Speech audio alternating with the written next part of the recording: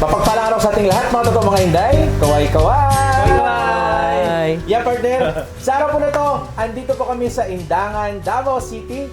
At pinagmamalaki po namin ngayon sa inyo pinapakilala itong si Sir Ryan Pacificador dahil po siya ay mayroong partner, kakaibang farming. Yes. Okay. Backyard crab fattening farming at backyard, masikip na tayo tatlo eh. Oh, so, sobrang actually, sa gilid lang po talaga ito siya mga idol. And nagpa-fattening po sila for 30 days, sold na sa market. Yes, diba, 30 sir? days. So ngayon po, ngayong umaga, alamin po natin sa first episode natin kasi gagawa po tayo ng dalawang episode. So at least andito tayo, syempre nasa aquaculture tayo partner. Alamin po natin kung paano yung process dahil nasa RAS system po itong system ni Sir Ryan. Alamin po natin paano siya natutroubleshoot yung ammonia, nitrates, nitrites, at the same time siguro sir, pH. Kung may problem din ba sa mga ganyan, kung paano siya nakokontrol. At yung salinity level kasi backyard dito partner. Alanganin naman kukuha ka ng tubig sa dagat. Oh. Dito. Yes. Ready ba tayo sir? Yes. Okay. So Sir Ryan, ano ang pinakaunang process bakit RAS system ang napili niyo para for crab fattening? Okay. Ang una is kasi malayo tayo sa dagat. So we made a study na paano natin i-transfer ang environment ng crabs doon sa bahay natin. Kasi ito na sit up is not for pwede siya pang business, pwede mo din gawing hobby. So paano natin i-transfer kasi from the fun or from the wild transfer natin dito. So nag-research kami kung paano natin magiging brackish water ito. Kasi sa vertical crab farming, para magiging healthy ang crabs, meron tayong sinusunod na salinity. 15 to 25 ang PPT, ang salinity na kailangan natin.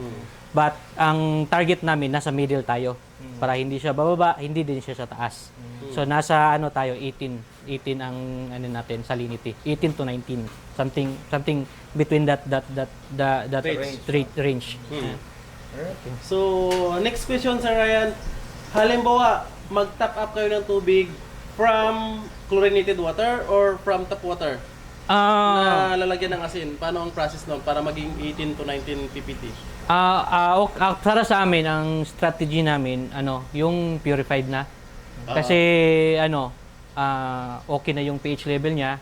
Pwede naman sa mga, may mga tinatawag natin dyan na galing sa puso. Pwede naman yun. Mas mabuti. Basta deep well. Basta hindi lang siya chlorinated.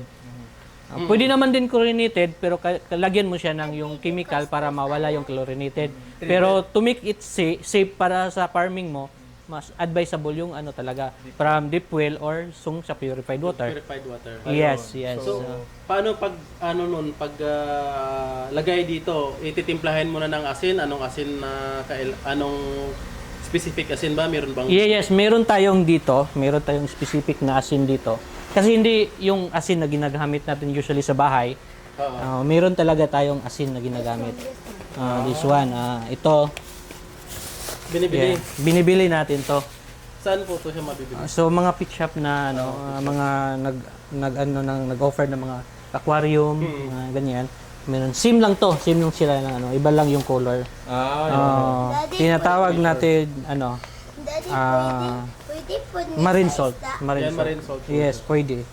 So rep sea salt siya. Rep sea salt yung brand. Yes. So galing talaga siya sa dagat na ganyan din. Pinases lang nila. Okay. Either, kung gusto kang makasave na medyo, may oras ka na pumunta sa dagat, pwede naman. You can, kukuha ka ng tubig dagat, then i-mix mo sa, sa deep well or purified water ba, para ma-meet mo yung salinity. And then, meron din tayong, tester dyan na gamitin para makuha natin yung salinity. Ayun. So, masyado na pong yung mga pinag-uusapan namin kasi needed kasi yun para ma-achieve mo yung water quality at yung pag-harvest maganda. So, balik tayo dito sir. Ano ba talagang reason bakit vertical crab farming? At ano ba yung advantages na pwede nating i-share sa kanila? Baka yung ibang viewers po namin ma-interest sa ganitong klaseng farming. Yeah, okay. So, to make I give you a summary lang bakit ako nag-engage. I am an IT I am a programmer. Oh, yun. Why I engage sa ganito na engage ako sa vertical crab farming. Actually yung province kasi ako lumaki. So sa Davao Oriental, sanay ako sa dagat, yung sa fish pan. So nakita ko yung seafoods, hilig din kami sa seafoods. So nakita ko na why not try natin na maggawa ng farm dito sa city. Kasi kung doon ka sa province, ang laki yung capital, ang laki yung area na kailangan. So, una talaga, honestly, ang gusto ko talaga is lobster. Lobster talaga yung una ko. Kasi nag-distribute na ako ng mga isda sa yung mga klase, mga lapu-lapu dito sa mga kapitbahay ko. Yes, kung mag-backload ako, pagpunta ako sa province, pag-uwi ko dito, mayroon mga kakilala ko, mga relatives dito na gusto ng mga lapu-lapu, maya-maya, something like that. So, kaya ang ko is, gusto ko siya maggawa ng yung lobster talaga. Kasi medyo okay yung price kasi. High value. High value siya. Pero, may community kami dito sa Davao Tinatawag nating Davao Siyo Valley. So, nag-attend ako doon. Isa din ako sa kasi yung doon speaker is mentor ko. Kasi sa kanya ako nag-UGT. Ano po yun? Ted Espinosa. Okay. Davao Siyo Valley yung group namin. So lahat ng mga gusto mag-attend, magnegosyante o mga CEO, kami every Saturday. So ni-validate niya na ang crabs is isa sa mga na mataas yung margin. Pero ang diyan is paano natin siya i-transfer dito sa city. Kasi ang target kasi namin export. So malapit dapat sa airport. So itong location ko is medyo okay Kasi malapit ako sa airport. Di lang 30 minutes lang. Airport na. So export talaga. Pero sa ngayon, hindi pa kasi natin sa export kasi sa local pa lang wala na. Sold out na. Shortage talaga. So kaya nag-engage ako sa ganito. Ayun. So yung partner, IT pala. Kaya alam niya yung mga ganitong klase, yung mga salinity, PPT. Yes. So, importante po kasi talaga sa mga totoong mga inday, bago mag-start sa isang klaseng business katulad nito, dapat meron talaga kayong knowledge, no? Importante din na meron kayong kapital, no? Kasi hindi din to basta-basta. Pero maliit lang talaga yung gagastusin mo dito kumpara dun sa Traditional. Oo, kasi ito, hawak mo controlled mo yung environment alam mo yung ipapakain, alam mo lahat ng gastos, napakaliit lang po talaga ilang square meter lang to, sir. I think nasa 4 to 12 to. Parking space mas Maliit pa sa parkingan, Maliit pa sa parking sir, space. dito sa pag-aalaga mo, sir, saan mo kinukuha yung crabs doon sa Davao din sa pinanggalingan mo? Hindi, Ilang hindi. grams at saka ilang months ba stay dito bago natin siya i-harvest? Okay. Ganito, kung gusto kayo mag-engage sa ganito, unang gagawin nyo is, tingnan nyo muna yung source. Okay, tama. Source muna. Oo. And the next is yung ng market. Yun. Okay? So, nakita ko market, dito sa Davao City, marami siguro ditong mahilig sa crabs. Even tayo. No. Ako, ikaw, mahilig tayo sa crabs. So, yung source namin, nag-study kami, saan yung province dito na maraming sources na crabs. So, we found out doon sa Surigao, meron din sa Zamboanga, meron din Cotabato sa inyo. Oo. Meron din doon. So, saan ba? Libak, marami. Yes, doon. Meron din kaming contact doon kung in case kung mag-shortage. Pero ngayon, ang supply namin from Zamboanga and from Surigao. Doon talaga kami sa farm. Kasi kung sa farm ka, yung mga especially yung nag-i-export na talaga ng crabs, yung mga payat na crabs is mas mura yun So, yun mga kukunin mo kasi patatapain mo dito. Ilang grams yun, sir? So, mag-start tayo sa 200 grams. 200 grams Pataas. Above. Oo. Tapos ilan months siya magsistay dito, ilang grams ang ma-harvest natin? Okay. So, kung okay na talaga yung setup mo, mayroon ka ng good bacteria, okay na lahat, 15 to 30 days, kaya mo na siyang ibenta Yung sa 200 market. grams magiging Ang 200 grams every month magiging siya ng 50 grams per month. So, ang 200 magiging weight gain 250. niya. 250. But in our experience, nagiging siya more than 50, nagiging 60, 80 grams per month. Yung growth niya. So, we validate na okay na yung system namin. Because wala na din kaming mortality.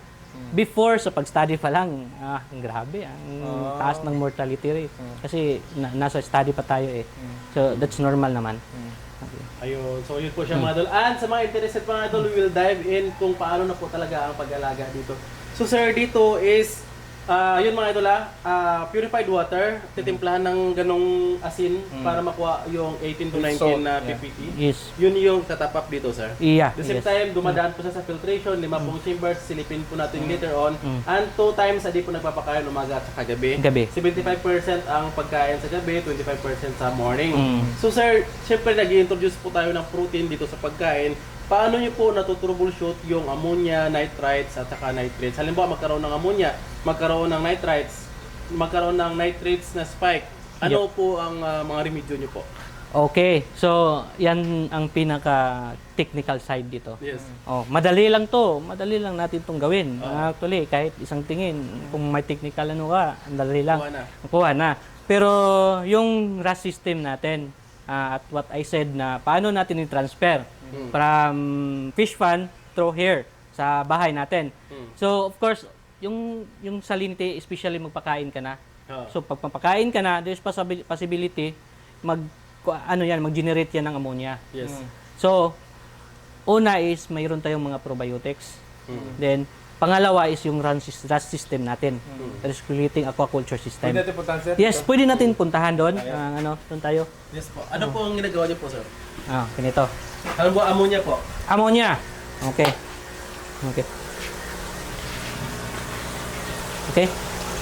Pag ito is mataas yung ammonia natin, okay. Dito si Ma'am sa kabila. Dito. Hawakan natin to. Ito at saka ganyan. Ano lang. Okay. Pag matak tayo ng ammonia, meron kaming probiotics. Isa na tong seed na na probiotics. And then ang pinaka namin based on our experience, ito talagang si Orobiotics. Bakit po? Ano po?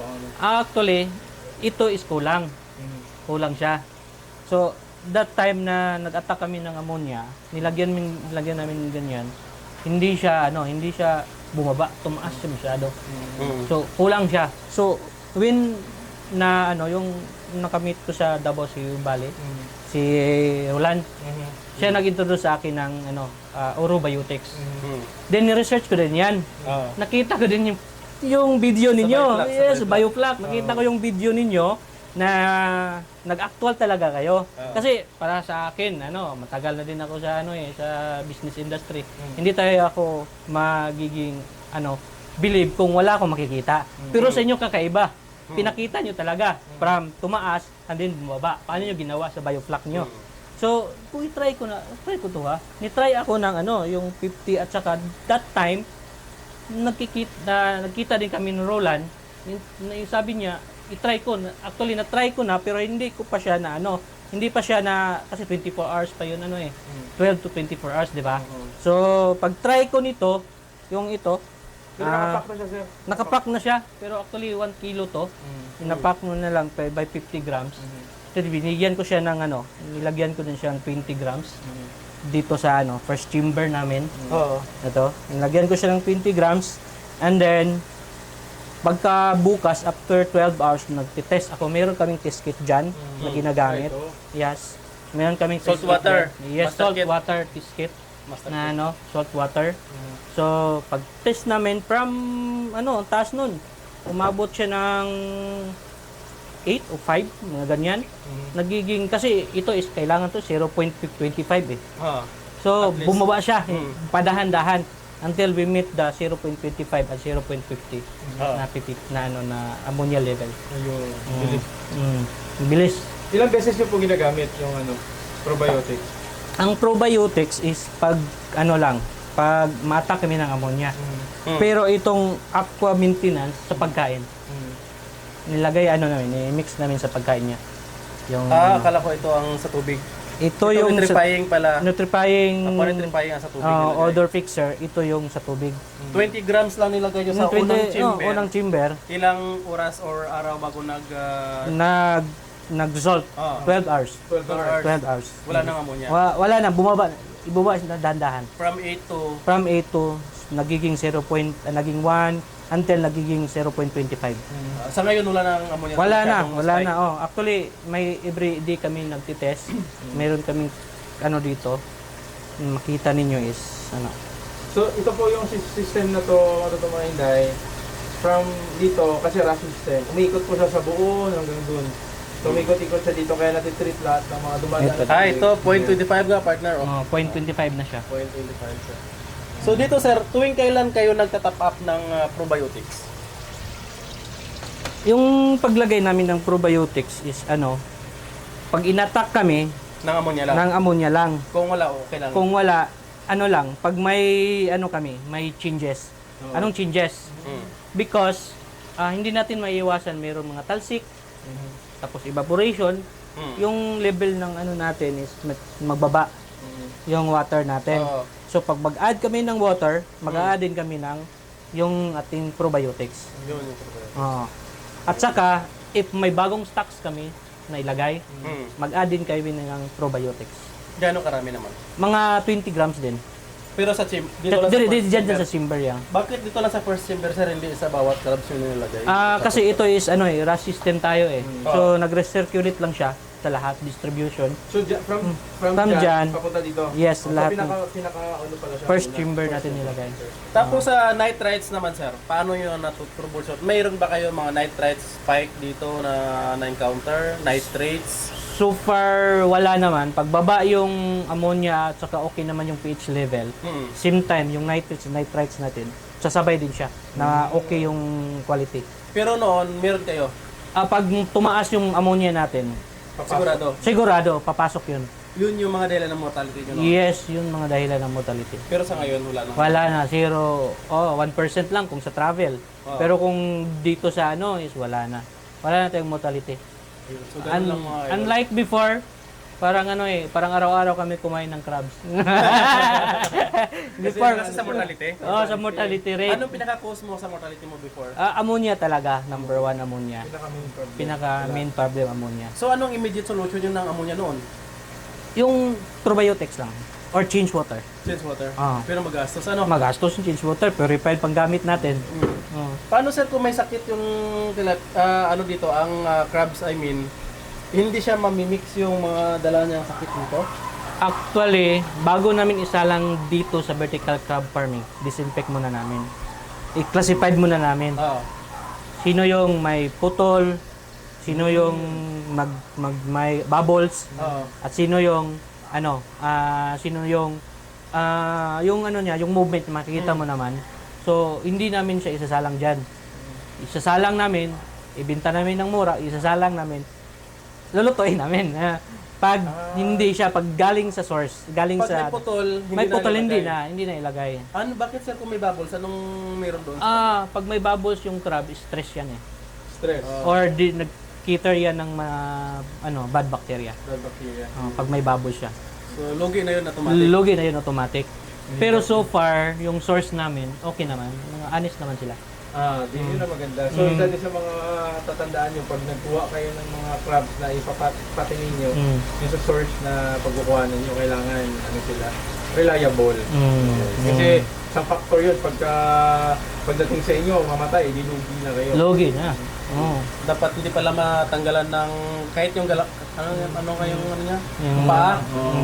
Paa. Kahit paa lang hindi pala pwede no. May- Mamatay talaga siya sir. Actually, hindi naman siya, pero may chance na mga 80% na mamatay siya.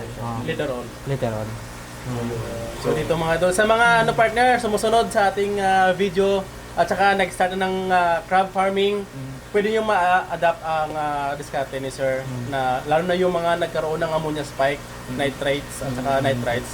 Sa pH naman sir, yun pinaka-importante. Paano naman yung natutroubleshoot?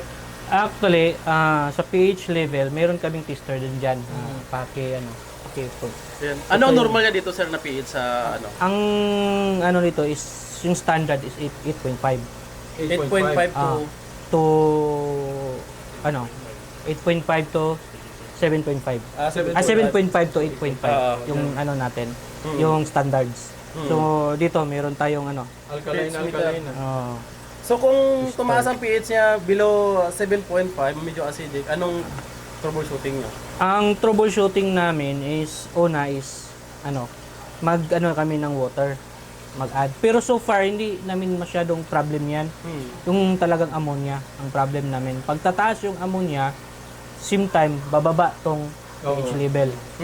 So pag kaya una naming i-troubleshoot itong ammonia. Ammonia talaga. Pag bababa ang ammonia, tataas tong pH level natin.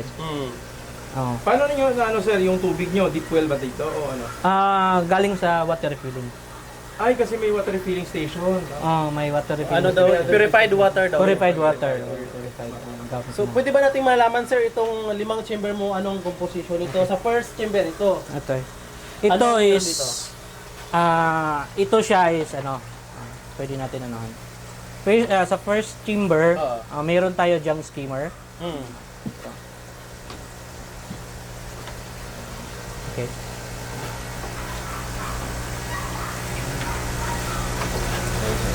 Okay. Ito ang skimmer natin. So ang purpose niyan is itong mga oil na galing sa binigay natin na pagkain papunta mapapunta siya dito. So i-separate niya. Kaya ang dumi-dumi na yan. So para maano natin yung ammonia. Oh. Pag pagpunta yung mga oil kasi isa sa mga cause ng mga ammonia is from yung pinapakain natin. Kasi pag may oil diyan, pupunta siya dito, i-ano niya, parang ano niya sa ang quality niya is parang may bubbles, separate niya yung mga oil para hindi siya makapag-generate ng ammonia. Oo. Diyan pala natatrap na yung mga oil. Yes, natatrap na siya sa skimmer natin. Putin skimmer tawag nito. And then the next is our mechanical filter. Anong meron dito? Meron ditong ano, Oyster shell. Sun, oyster shell for parang help din sa ano natin at itong ano filter. At saka meron ditong ano activated carbon, meron carbon dito. Na sa ano. At saka ito yung ano natin next na chamber. Ito Third, may aeration na. Yes, may aeration na siya. Dito na mamaha yung mga good bacteria.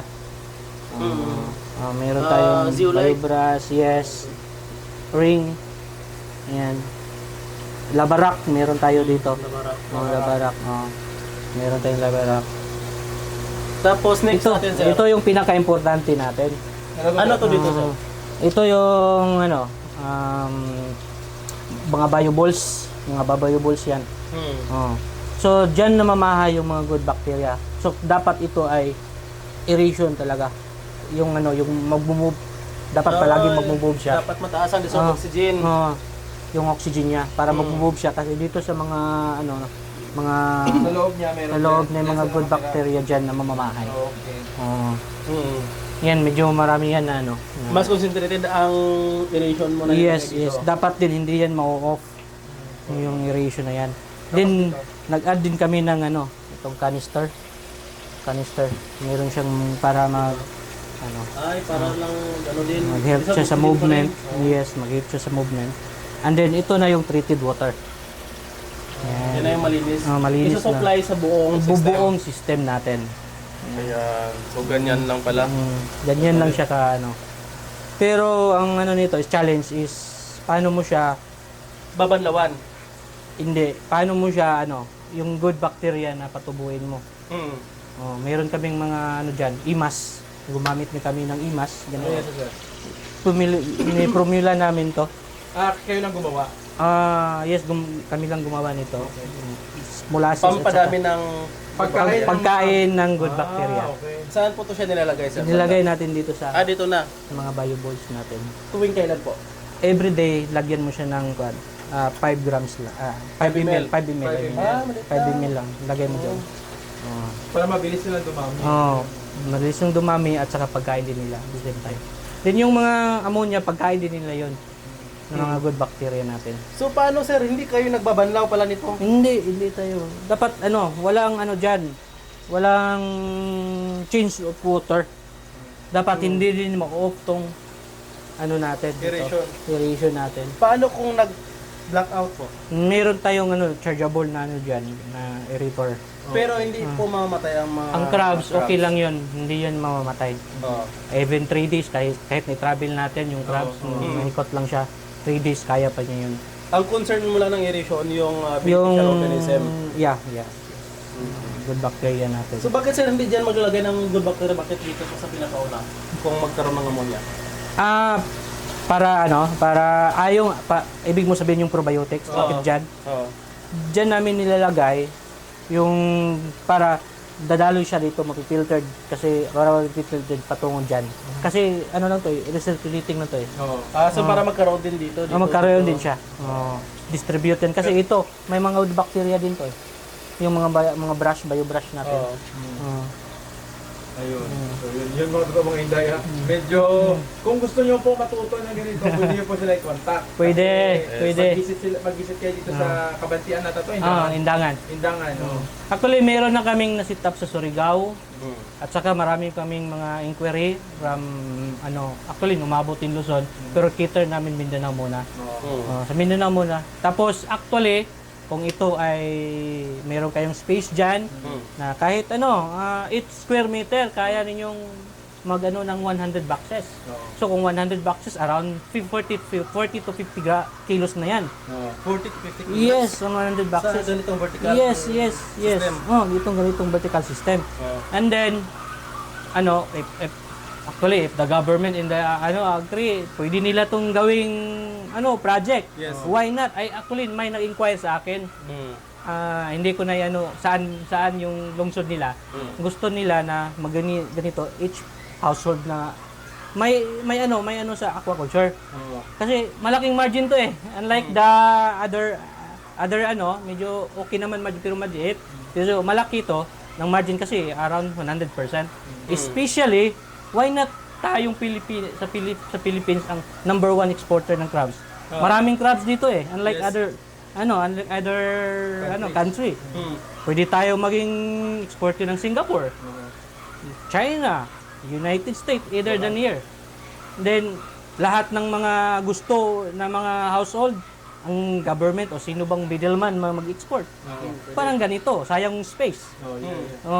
Sir, may naglalaro sa utak ko, sorry.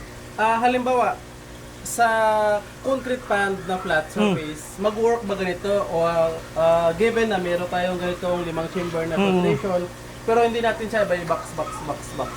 Yung Yung parang flat surface lang, andun po sila lahat. Partner, sasagutin kita. Sa mga learn ko, yung mga cross partner, nagpapatayan. Yes! Lugi ka agad. Yes! Lagyan siya ng boundary each.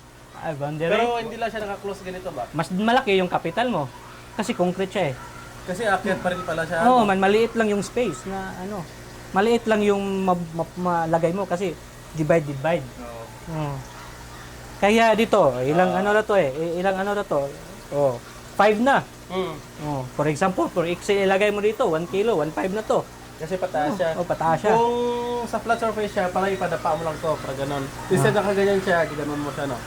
Unlocking space. Laki ng space. Okay lang yun sa flat surface. Itong gawin mong yung rust natin sa ilalim, sa taas yung mga boxes natin. Pwede. Mas maka-add pa tayo kasi madapa na to Baba na to siya. Pero sa partner, pinaka-the best pala mag-start nito, yung payat ang bibilihin mo. Payat talaga. Kahit matanda na, tatabayin pa rin yun. Kaya pa rin. Halimbawa mga 1 kilo ang size. Pwede. Basta payat. Basta payat. Pero kung mataba, wala ka nang kikitain masyado. Pwede naman kasi malaki yung margin mo Kasi sa pa lang doon sa source, sa farm mismo sa nagbibinta, makukuha mo doon na mura. For example, bigyan kita ng in terms of business. Of course, na sa mga natin doon, sa mga lagay natin large or XL, makukuha natin doon ng 500 yung mga payat or either may talaga may iba na may Per kilo yan per kilo Per kilo po. 500. Pag distribute mo dito 515 na Ayun. yung presyohan natin. Especially kung export pa tayo, more than that. No. So mayroon tayong 100-200% margin. Yeah. So mga totoong mga Inday, abangan nyo sa part 2 ng video.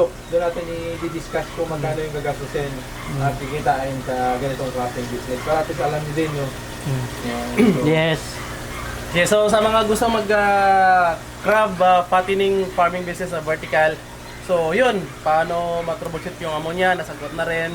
Nitrites and nitrates will follow pag walang ammonia, sabi nga ni sir. Sa pH naman po mga idol, it will tataas naman siya kung wala ng presence of ammonia. So from acidity, babalik na naman po yun siya. So naglalaro sa ammonia, more Sa on ammonia talaga Pero sa yun. ammonia, sa troubleshooting po ni sir is yung probiotics na nilagay dito na nitrifying. The same time, ang filtration doon sa mga oil. Summarize lang natin. And sa pag-top up ng tubig, yun, purified water galing sa water refilling station, mas maganda kasi wala nang mga microbes pa yun. Yes, At the yes. same time, bumibili na lang siya ng asin. Paano sir, hindi nyo nasubukan yung asin sa palengke? Hindi siguro kay hindi pa namin nasubukan pero I'm not sure kung pwede ba siya pero I think possible kung may experiment tayo. Kasi may alat din 'yun eh. Kasi medyo mahal ata yung partner eh. Ano ba yun, sir? Yung 6 kilos magkano? Yung 6 kilos is 1,100 lang 'yun eh. Uy, mahal. Pero one time ka lang magano kasi Mas one time malat siguro yun. mas malat siguro pero one time ka lang maglagay nito. And the rest, yung 6 kilos mo hindi na 'yun ma-consume. Maubos in 1 month. Yeah. Sobra pa. Matagal din pala mo gamit. So hindi sa, kung isipin mo sa price mahal. Pero kung sa gamitan, long term, medyo mura siya. Kasi hindi siya na ubos, yung evaporation lang yun na Hindi ka mabawas. nag-change ng water eh. Mag-a-add ka lang konti lang. O, sa evaporation lang. Evaporation lang. Yeah. So yung matutong mga Inday, at least nalaman nyo yung ganong setup, no? So na-address na natin yung pinaka-main problem at ano ang solusyon. Yun po ang gagawin nyo lang sa pagdating dito sa vertical crab farming. Actually po sa aquaculture, pinaka-main problem talaga sa mga isda-isda is Ammonia. Ammonia, ang water quality. Pag na, kumbaga sustainable na yun, kung tuloy-tuloy na maganda yung water quality mo, magiging successful yung yung farming nyo. Lalo na dito sa katulad nito, vertical crab farming, no? Mabilis lang talaga i-handle, no? So, partner, abangan nila yung sa susunod na video. Yes, at Yes. saka sa mga nakapanood dito, alam ko may mga wild imagination na kayo, pero it's better to start kahit ito, ilang peraso ba ito sir? 20 to. 20 peraso lang mga idol, it's better to start ng konti. Kung tingin nyo it works in yung system dahil magta-trial and error pa kayo sa first, pwede po kayo mag-expand kung kuwang-kuha nyo na. Yes. Or else, mas maganda makabisit din kayo sa ibang may mga ganito like kay Sir Ryan. Makakuha kayo ng complete sit-up or nagsi-sit up din po sila. Yes. Para at least diretso na, direct method. Direct na. So, nakakagandaan ito, partner, ha? Si Sir Ryan, plano niya mag-expand, no? Kasi ito ngayon, nasa almost, pa lang siya, 90 boxes. 90 boxes pa lang, pero nagpaplano siya, mga ilang boxes yan? Ano pa to? Mga 200. Ano yan. Ayun. Kung meron pa tong space. Meron pang space dyan. So yun mga totoong mga Inday. Abangan nyo po yung part 2 ng aming video. Itatakal po natin kung magkano yung gagastusin at kikitain talaga at paano yung marketing na ginagawa nila, kung saan sila pupunta, ano ba ang ginagawa ba. So yun, partner, may question ka pa, partner? Wala na po partner. So some of the questions sa business Part sides in the part na mga. Ayan. Yeah. Sir, pwede bang ano bang advice mo sa mga future na gustong gumaya sa iyo at saka na-inspire dahil sa video mo na ganito? Ang masasabi ko lang na, for example, kung gusto nyong mag-engage sa ganito, una nyong gawin is, of course, research. Ang pangalawa is yung sources natin. Then, number 2 is kung marketable ba siya sa area ninyo. Then, pag okay, validated, pwede kayong bibisit sa amin. Kami din is nagtuturo din. I-share naman na namin kung ano. Kasi, ang laking market ng seafoods, not just dito sa local or national, even sa international. Export talaga yung target natin. So, kung meron kayong questions, message lang kayo. And then, abangan niyo sa next part. Ayun. Crab Bites.